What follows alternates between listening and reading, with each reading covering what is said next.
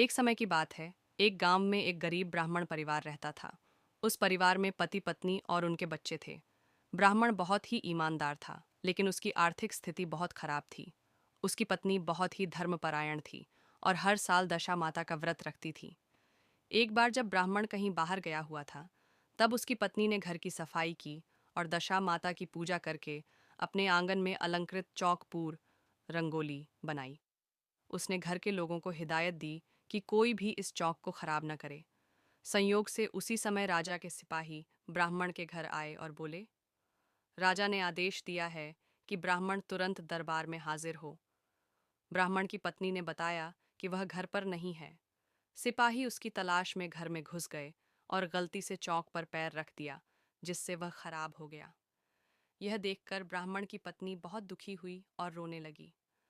उसी रात दशा माता ने उसे स्वप्न में दर्शन दिए और कहा, बेटी, तू चिंता मत कर, बस मेरे व्रत का विधि विधान से पालन करती रह, तेरी सभी परेशानियां दूर हो जाएंगी।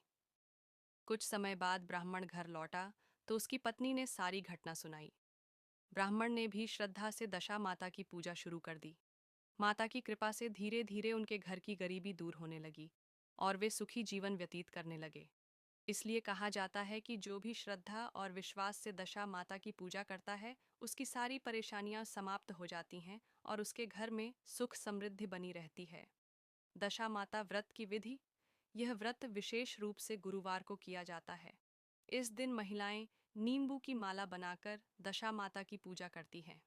घर की दीवारों पर पीली मिट्टी से देवी का चित्र बनाकर उनकी आराधना की जाती है।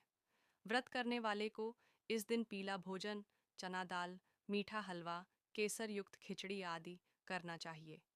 इस दिन नमक का सेवन वर्जित होता है। कथा सुनने के बाद नींबू की माला को जल में प्रवाहित कर दिया जाता है।